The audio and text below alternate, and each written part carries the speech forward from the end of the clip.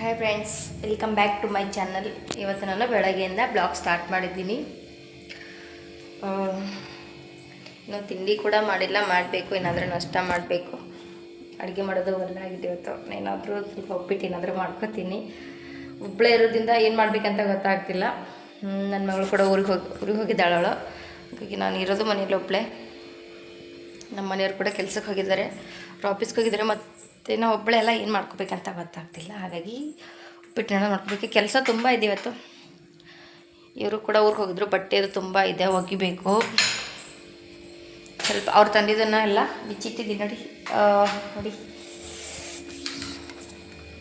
ದ್ರಾಕ್ಷಿ ಗ್ರೇಪ್ಸ್ ಊರ ಕಡೆಯಿಂದ ತಂದಿರುವಂಥದ್ದು. ನುಗ್ಗೆಕಾಯಿ ಕೂಡ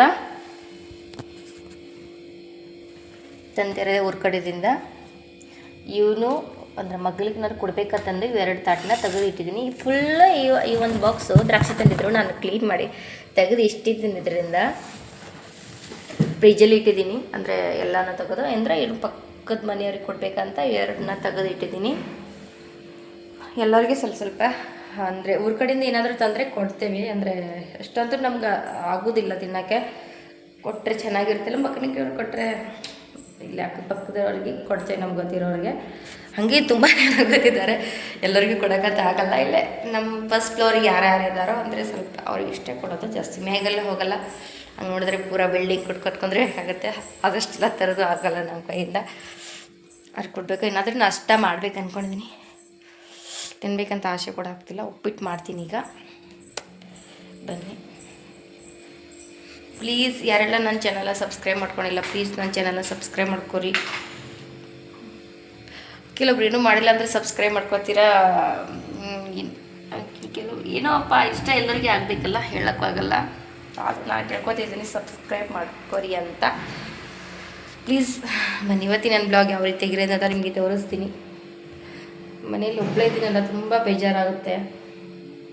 ನನ್ನ ಮಗಳು ಕೂಡ ಊರಿಗೆ ಹೋಗಿದ್ದಾಳೆ, ಯಾರು ಇರಲ್ಲ ಮನೆಯಲ್ಲ, ಒಬ್ಬಾಕಿನೇ ಇರ್ತೀನಿ. ಏನೋ ಇಲ್ದಕ್ಕೆ ಆಳ ಕೇಳೋಕ್ಕಾಗದೇ ಇರೋವಂಥ ಸಂಕಟ. ಬಟ್ ಆದರೆ ಏನೂ ಮಾಡೋಕ್ಕಾಗಲ್ಲ. ನಗು ಬರಲಿಕ್ಕೂ ನಕ್ಕೊತಿರ್ಬೇಕಾಗುತ್ತೆ ಕೆಲವೊಂದು ಟೈಮ್ದಲ್ಲಿ, ಹೇಳೋಕ್ಕಾಗಲ್ಲ. ಇರಲಿ, ಮಾಡ್ತೀನಿ ಈಗ ಸ್ವಲ್ಪ ಏನಾದರೂ ತಿನ್ನೋಕ್ಕೆ. ಕೆಲಸ ಮಾಡೋಕೆ ಕೂಡ ಬರೋರ್ತಾರೆ. ಅಂದರೆ ಇಲ್ಲಿ ಹೋಲಿಂತಂದು ಕಲ್ಲರ್ ಬೇರೆ ಕೊಡೋದಿದೆ, ತೆಗೆದು ಪರ್ಸಿ ಹಾಕೋದು ತುಂಬ ಕೆಲಸ ಇದೆ. ಅದೇನಾದರೂ ಒಂದು ಮನೇಲಿರೋ ಪರ್ಸಿ ಏನಾದರೂ ತೆಗೆದು ಹಾಕಬೇಕಂದ್ರೆ ಮೈ ತುಂಬ ಧೂಳು ಎದ್ಬಿಡುತ್ತಲ್ಲ. ಅದನ್ನ ಕೈಗೆ ಇದನ್ನೆಲ್ಲ ತೆಗೆದು ಮತ್ತು ಇವೆಲ್ಲ ಬಾಂಡೆ ತೆಗೆದು ಎಲ್ಲ ಫುಲ್ ಎಲ್ಲ ಧೂಳು ಆಗ್ಬಿಡುತ್ತೆ. ಎಲ್ಲ ತೆಗಿಬೇಕಾಗುತ್ತೆ, ಎಲ್ಲನ ತೊಳೆದು ಮತ್ತೆ ಹಾಕಬೇಕಾಗುತ್ತೆ. ಇವೆಲ್ಲ ಕೆಲಸ ಹಂಗೆ ಇದೆ. ಇದನ್ನು ತಿಂಡಿ ಏನಾದರೂ ನಾಷ್ಟ ಮಾಡ್ತೀನಿ, ಆಮೇಲೆ ಹೋಗಿ ಮತ್ತೆ ಕೊಟ್ಟು ಬರ್ತೀನಿ ಹಿಂದಿನದವರಿಗೆಲ್ಲ. ತೆಗೆದಿಟ್ಟಿದ್ದೀನಿ ಸದ್ಯಕ್ಕೆ. ಈಗ ನಾ ತೆಗಬೇಕು. ನಾನು ಸ್ವಲ್ಪ ಏನಾದರೂ ಉಪ್ಪಿಟ್ಟು ಏನಾದರೂ ಮಾಡ್ಕೊತೀನಿ. ಜಾಸ್ತಿ ಏನಿಲ್ಲ, ಉಪ್ಪಿಟ್ಟೆ ಮಾಡ್ಕೊತೀನಿ. ಈಗ ಏನು ಮಾಡ್ಕೊಂಡು ತಿನ್ಬೇಕಂತ ಅನ್ನಿಸ್ತಿಲ್ಲ.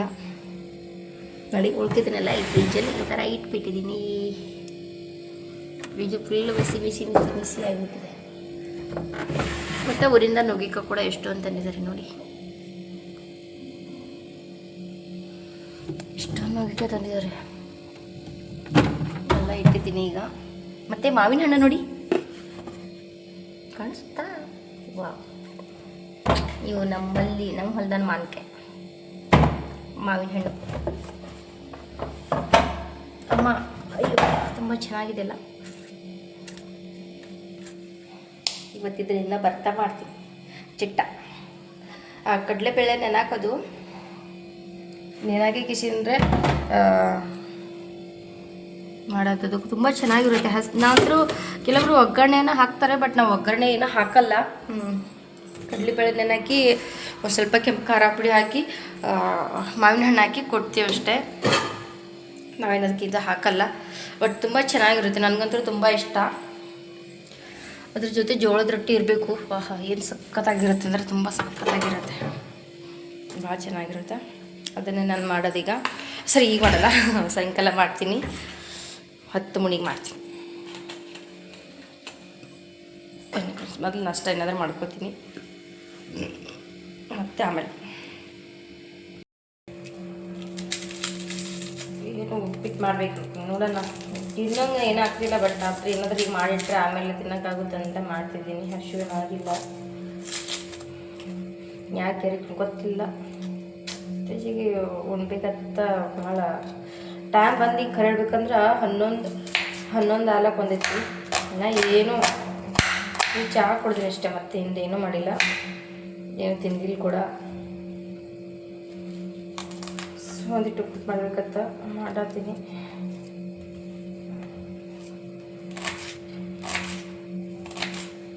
ಜೀವನ ಎಷ್ಟು ವಿಚಿತ್ರ ಇರ್ತೈತಿಲ್ರಿ. ಇವತ್ತಿನ ನಾಳೆಗೆ ಇರೋದೈತೆ ಅನ್ನೋದು ಗ್ಯಾರಂಟಿ ಇಲ್ಲ. ಇವತ್ತು ನಾನು ನಿನ್ನ ಸಂಗಡ ಬ್ಲಾಗ್ ಮಾಡತ್ತೀನಿ, ನಾಳೆಗೆ ನಾನೇ ಇರ್ತೀನಿ ಅನ್ನೋದು ಗ್ಯಾರಂಟಿ ಇಲ್ಲ.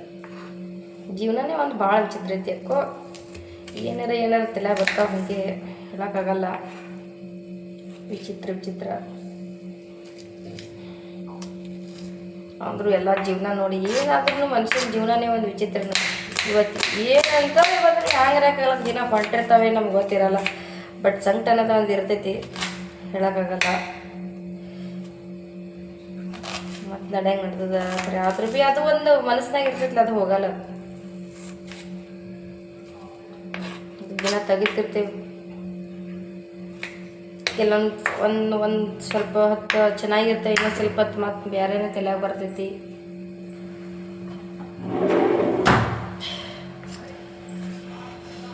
ಅಲ್ಲಿ ಮನುಷ್ಯನ ಜೀವನ ಭಾಳ ವಿಚಿತ್ರ. ಯಾರಿಗೆ ಹಿಂಗಿಲ್ಲ ಭೀ ಬಾಬಾ, ಅವ್ರಿಗೆ ಯಾವುದು ಭೀ ಟೆನ್ಷನ್ ಇಲ್ಲ.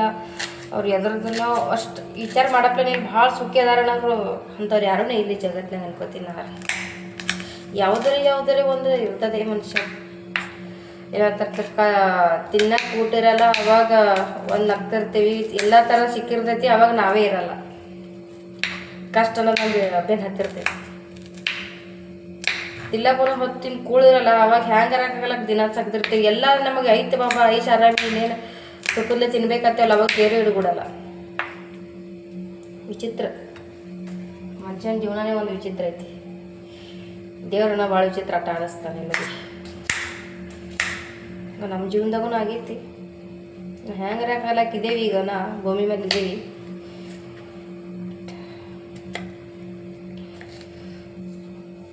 ಏನು ಹೇಳೋಕ್ಕಾಗ್ತಿಲ್ಲ ಅಂದ್ರೆ ಏನು ಕೇಳ್ಕೊಳ್ಳೋದು.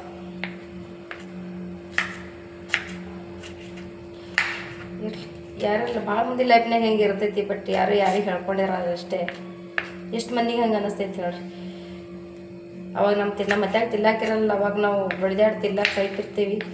ಬಟ್ ಎಲ್ಲ ಇರ್ತೈತಿ, ಅವಾಗ ನಮಗೆ ತಿನ್ಬೇಕಂತ ಅನ್ಸಲ್ಲ. ಎಂತೆಂಥ ಕಷ್ಟ ಕಾಲ ಅಂದ್ರೆ ಅದು ಹೇಳಬಾರ್ದು. ನಮ್ಮದು ಅಂಥವೆಲ್ಲ ದಾಟಿ ಇಲ್ಲಿಗೆ ಬಂದಿರ್ತೇವೆ. ಖರೆ ದೇವ್ರು ಇಲ್ಲಿ ಸುಖದಲ್ಲೇ ತಿನ್ನಬಿಡಲ್ಲ. ಏನಾದ್ರು ಒಂದು ಕೊರತೆ ಇಟ್ಟಿರ್ತಾನೆ, ಏನಾದ್ರು ಒಂದು ಚಿಂತೆ ಇಟ್ಟಿರ್ತಾನೆ. ಅದು ಸಾಯತನ ನಾವು ಇರುತ್ತಾನೆ ನಮ್ಮ ಸಂಗಟ ಇರ್ತೈತಿ.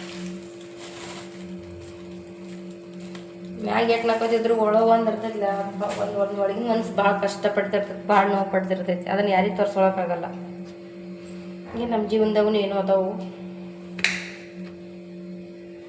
ಇರಲಿ, ದೇವ್ರ ಅದಾನ ಅನ್ನೋದು ನಾವು ಮರ್ತಿದ್ದೇವೆ. ಇಲ್ಲಿ ಹೇಳ್ಬೇಕಂದ್ರೆ ದೇವ್ರಿಲ್ಲ. ನಾವು ಸುಮ್ಮ ಮನುಷ್ಯರೊಳಗೆ ದೇವ್ರು ಕಾಣ್ಬೇಕು, ದೇವ್ರು ಇಲ್ಲ. ನಾವು ಅನ್ನೋದು ಸುಮ್ಮ ದೇವ್ರ ಅದಾನ ಅಂತ ದೇವ್ರು ಏನು ಮಾಡ್ತಾನೆ ನಮಗೆ? ನಾವು ಕಷ್ಟನಾಗೆ ಹೋಗ್ತಾನೆ ದೇವ್ರ ಅದಾನ.